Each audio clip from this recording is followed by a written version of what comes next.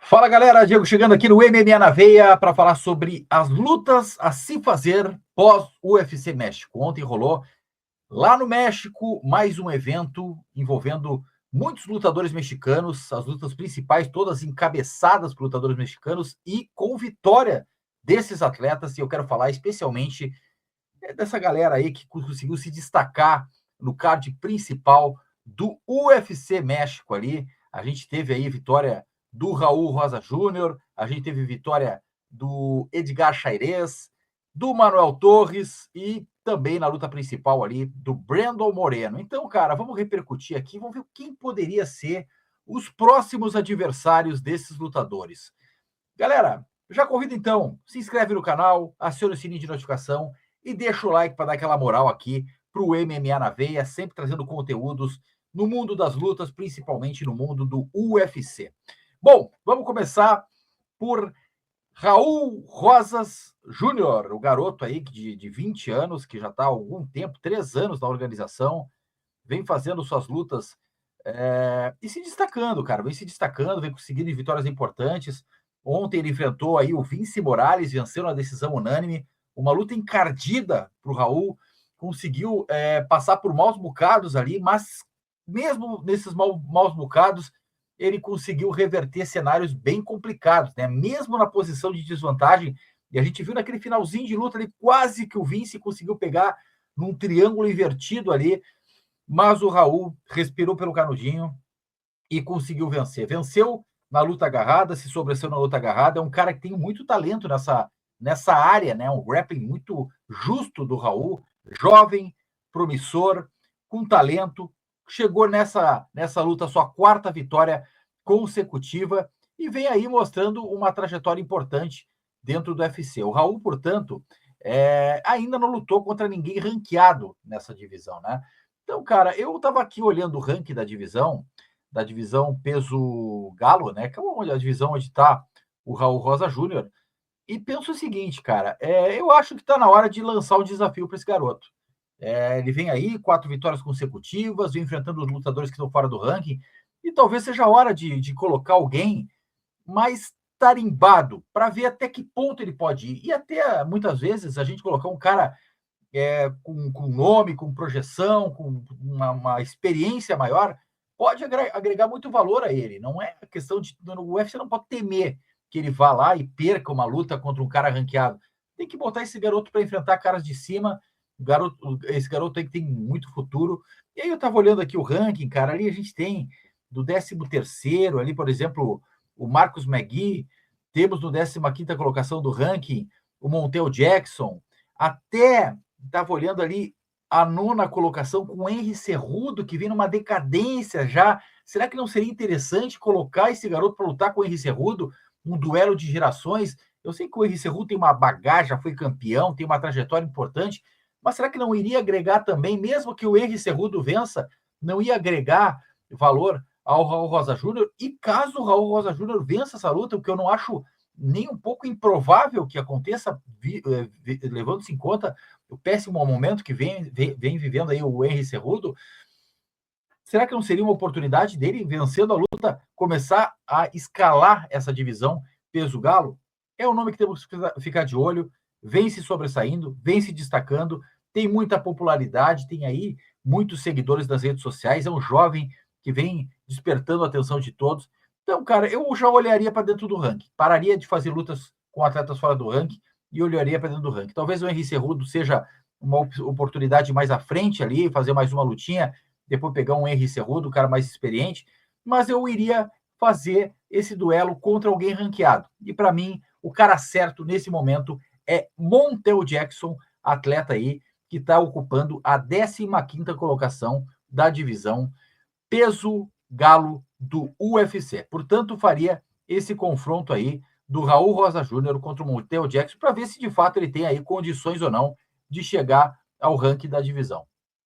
Tivemos também o confronto da divisão peso mosca entre Edgar Chairez contra CJ Vergara, né? O Edgar Chairez foi incrível no duelo, foi muito agressivo, né? Conseguiu aí uma vitória pela via rápida, né? No round inicial ele já tinha liquidado a fatura ali, finalizou com 2 minutos e 30, fulminante, é um cara que vem chamando atenção e é um cara muito empolgante, é um cara que traz aí muita energia nas lutas. E pegou um cara duro, o Vergara não é um cara simples de enfrentar. E o nosso querido Chairez aí conseguiu uma vitória exponencial, cara. É um cara aí que vem aí de 2 vitórias consecutivas, essa aí talvez o adversário mais complicado que ele teve, né? E conseguiu vencer. Me parece que numa divisão como a peso mosca, né, que a gente sabe que é uma divisão que não tem grandes atrativos, é uma divisão que está aí, de certo modo, meio que empacada, a gente não vê ela evoluir, né? A gente vê aí o Pantoja como campeão, vê o Brandon Moreno, o Brandon Royval, e o Amir Albazi, Kai Kara France, sempre essa galera ali rodeando esse pelotão dianteiro.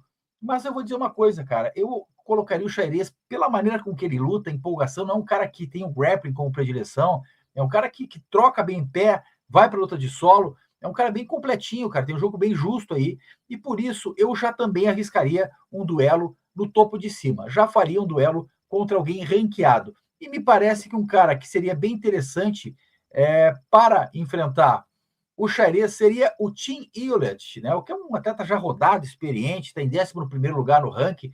Eu colocaria o Chairez aí contra o Tim Hewlett, eu acho que seria um duelo bom para a divisão, movimentaria a divisão peso mosca, traria um novo nome, um mexicano, sempre bom ver lutadores mexicanos aparecendo, se destacando, e para mim é a luta a se fazer. Colocaria então Chairez contra Tim Hewlett pela 11ª colocação do ranking da divisão peso mosca.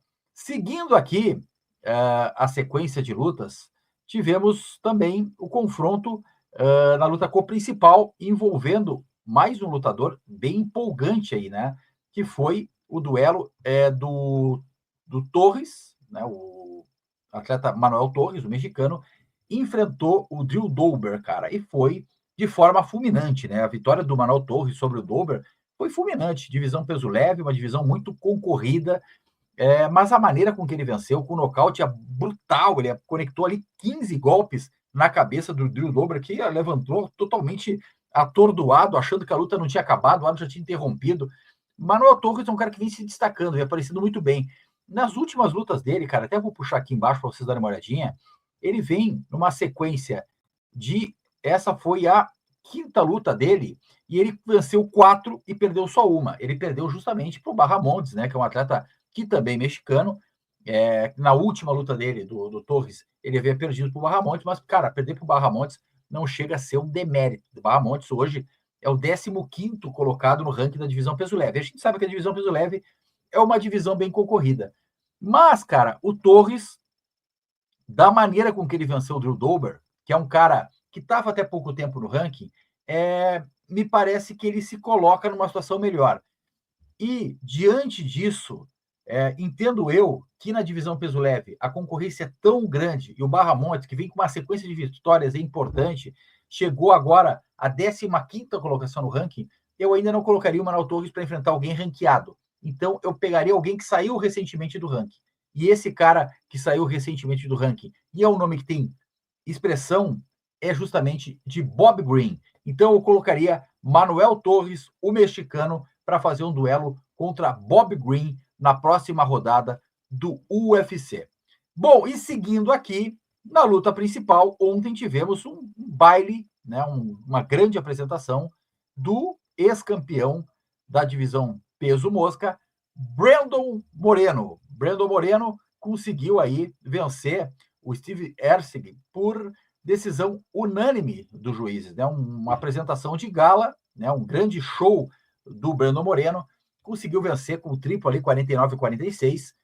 E, cara, o Brandon Moreno chega aí a mais de uma vitória importante. Ele vem aí, vão até abrir aqui para vocês verem essa sequência do Brandon Moreno. Brandon Moreno, que é um atleta muito popular, um mexicano muito querido pelo público, não só o mexicano, né, por todo o público fã de MMA. Mas se nós formos olhar as últimas 6 lutas dele, ele venceu 4 e perdeu 2. As 2 derrotas dele foram para Alexandre Pantoja, o atual campeão, e para Royval, Brandon Royval, que é o atual número 2 da divisão. E ontem ele venceu um cara que estava bem colocado ali no ranking, né? Estava no top 6 da divisão. Anteriormente ele tinha vencido o Albazi também por decisão unânime, e ele pediu a luta pelo título contra Alexandre Pantoja. Cara, Brandon Moreno, não dá para fazer essa luta novamente, né? Já são 3 lutas contra o Alexandre Pantoja e 3 derrotas. Então não faz sentido casar novamente Alexandre Pantoja contra Brandon Moreno. Pantoja agora vai enfrentar o Kai Kara France. Se ocorrer um revés, aí talvez a gente pense, talvez eu acredito que o UFC pensaria numa possibilidade de casar, aí sim. Acho até que o Brandon Royval, por estar na frente dele, seria o cara ideal para enfrentar o Kai Kara France caso ele desbanque o Pantoja. Mas eu acho que o Pantoja vai vencer esse duelo. E vencendo esse duelo, meus amigos, não tem como o Brandon Moreno lutar novamente contra o campeão. Então a minha sugestão aqui para o Brandon Moreno é tentar se arriscar na divisão de cima. Por mais pequeno que ele seja, não é um cara que tem uma estatura expressiva, é um cara menorzinho, é pequeno, né, cara? Até se tivesse uma divisão peso átomo no UFC, talvez seria mais interessante que descer de divisão. Mas, cara, talvez aí subir de divisão e tentar fazer uma super luta contra, na divisão peso galo, contra o Henry Cejudo, né? Seria talvez um nome interessante. Então, cara, minha sugestão ao Moreno é que, desse momento, ele busque um outro caminho. Já que o Pantoja se mantém como campeão da divisão peso mosca do UFC, e tem luta marcada contra o Kai Kara France, e tem na frente dele ainda o Brandon Royval, que venceu o próprio Brandon Moreno, e também já perdeu 3 vezes para o Alexandre Pantoja, me parece que o momento não é de Brandon Moreno enfrentar o campeão.